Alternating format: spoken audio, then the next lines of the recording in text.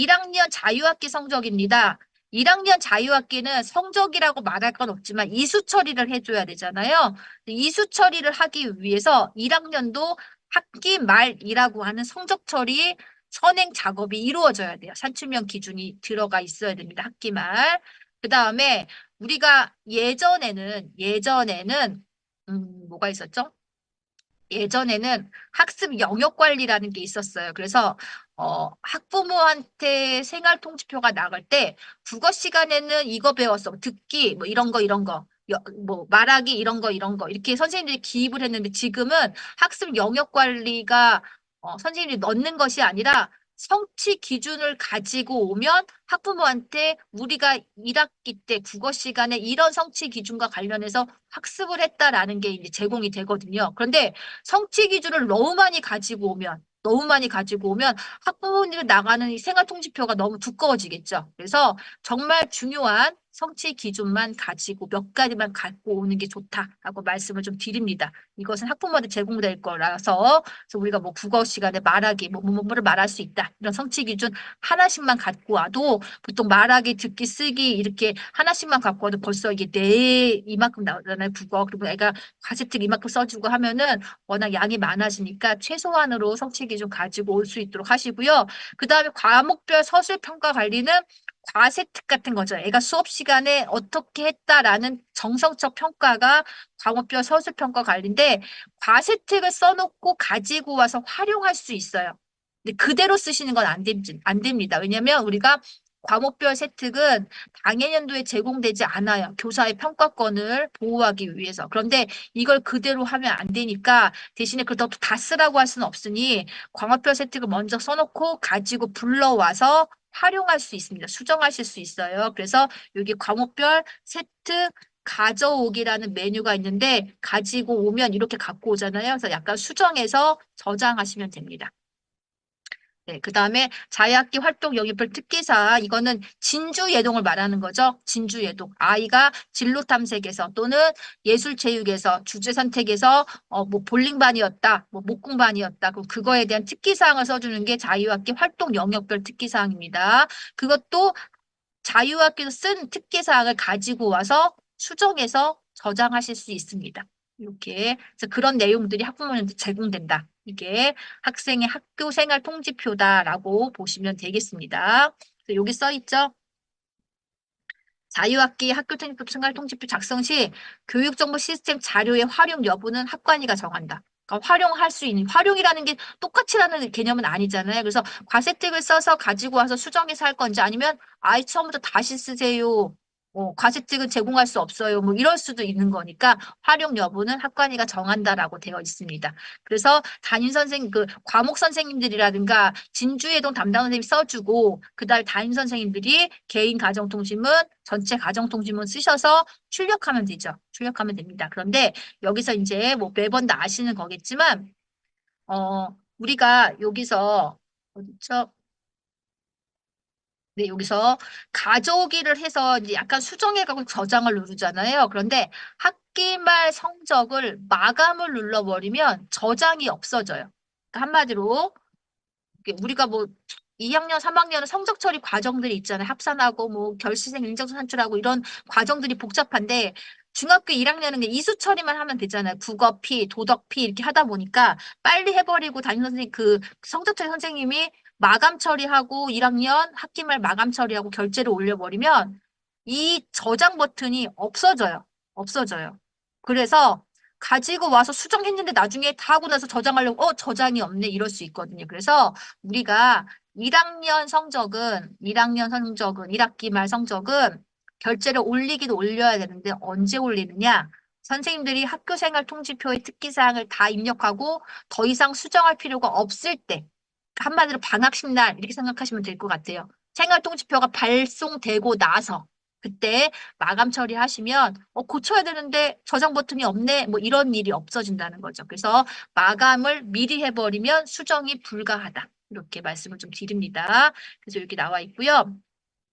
아이들의 생활통지표가 이렇게 많잖아요. 그쵸? 여기는 도덕 하나만 나왔지만 예를 들어서 요 밑에 있는 얘는 개인적인 거예요. 이 학생은 이렇게 했어 라는 거고 나머지 얘가 아까 말했던 그 성취 기준인 거예요. 그래서 예를 들면 도덕과에서 우리 1학기 때 성취 기준 한 15개 배웠는데? 라고 하면 도덕만 한 페이지 나오겠죠. 뭐 도덕, 사회, 수학, 과학 하면 한 20페이지가 나갈 거예요. 그래서 성취 기준은 그냥 안내 차원이니까 우리 이런 거 배웠어요 라는 안내 차원이니까 최소한으로 설정해 주시는 게 좋다라고 말씀을 좀 드리고요.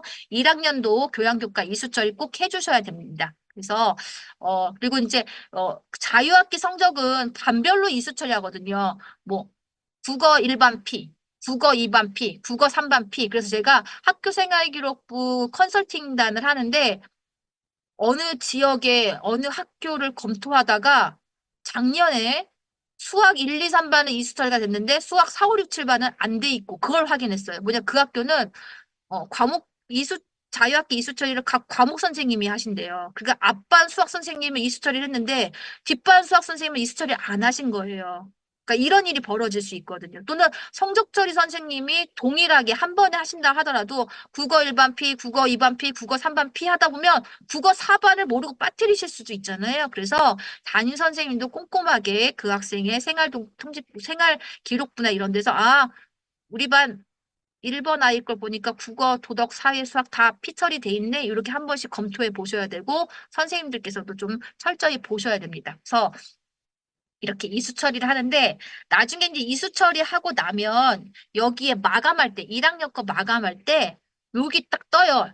이 수강 학생 수는 몇 명인데 미수 학생이 몇 명이다. 이렇게 떠요. 그러면 만약에 아이가 중간에 유해 처리됐거나 중간에 전학 갔으면 당연히 미수잖아요. 그 한 미수 학생이 한 2명, 3명 있는 건 정상인데 27명이면 한 반이 미수가 처리가 안 됐네, 이수 처리가 안 됐네 이렇게 느낄 수 있죠. 그래서 마감할 때 요 미수 학생 수가 뜨기 때문에 그 과목이 이수가 안 된 반이 있구나 또는 이수가 안 된 과목이 있구나를 이 마감할 때 확인하실 수가 있어요. 꼭 요거 놓치지 않게. 근데 미수애가 있네? 한 명이 있네. 이거는 저희가 유예거나 전출 같거나 이럴 수 있으니까 뭐 그런 아이들 한번 확인해 보시고요. 이렇게 너무 많으면 한 반 전체가 미수됐을 수 있다. 이렇게 한번 확인해 보시면 될 것 같습니다. 네. 그리고 생각의 힘을 키우는 학기는 1학년 2학기잖아요. 이거는 보통 2학년, 3학년의 지필평가에 준해서 처리하시면 돼요. 예. 그런데 이제 생각의 힘을 키우는 학기는 대신에 논술을, 지필평가를 보게 되면 논술을 꼭 봐야 된다. 요것만 차이인 거지. 근데 우리 학교는 중학교 2학년 기술과정에 뭐 25문항 100% 객관식이야. 이렇잖아요. 그런데 생각의 힘을 키우는 학기는 논술형이 들어간다. 라는 것의 차이지 지필평가 성적 처리하는 데의 차이는 없다고 보시면 됩니다. 그래서 혹시 이번에 처음으로 생각의 힘을 키우는 학기를 하기 때문에 좀 당혹스럽다라고 하시는 학교는 큰 차이가 없다. 그냥 논술형 평가가 포함된 지필평가 보는 과목이다라고 보시면 돼요. 대신에 지필평가를 볼 때는 우리가 다른 학년들은 논술형을 볼 건지 안 볼 건지 선택이지만 생각의 힘을 키우는 학기는 지필평가를 보게 되면 논술형 평가가 일부라도 꼭 들어가 있어야 되는 필수 사항이다. 이렇게 생각하시면 됩니다. 그리고 다들 아시겠지만 이번 1학년 아이들이 고등학교 갈 때는 1학년 2학기의 성적이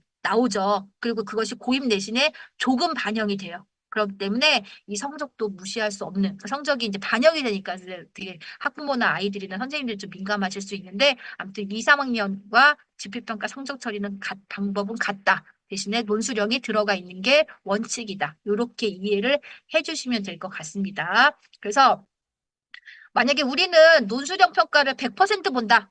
논술형 평가로만 100% 본다. 객관식 없다. 그러면 굳이 1번의 답은 2번 이렇게 문항정보표 작성하실 필요 없어요. 성적 관리에서 바로 서답형 점수에 입력하시면 돼요. 그리고 우리는 논술형 객관식 점수 한 10개 시험 보고 논술형 한 2문제 본다라고 하면 이제 문항정보표 작성하셔서 1번의 답은 3, 뭐 2번의 답은 5 대신 논술형 2개 뭐 문장에 1번 문항은 20점, 2번 문항은 30점 이렇게 해서 시험 보시면 되고요. 객관식 그러니까 이거 뭐죠? 논술형 평가 점수를 뭐 OMR 카드에 체킹해서 리딩을 하든지 성적 관리의 수행 평가처럼 21, 25 이렇게 넣던지 학교에서 방법을 정하셔서 논술형 평가 점수를 입력하실 수 있다. 이거는 기존의 방식과 달라진 점이 없다라고 말씀을 좀 드리겠습니다. 그래서 그런 절차에 대해서 나오는 건데 특별히 생각의 힘을 키우는 학기라서 별다른 게 아니고 논술형 문제가 있는 지필평가다. 성적 처리는 같다. 이렇게 보시면 될 것 같습니다.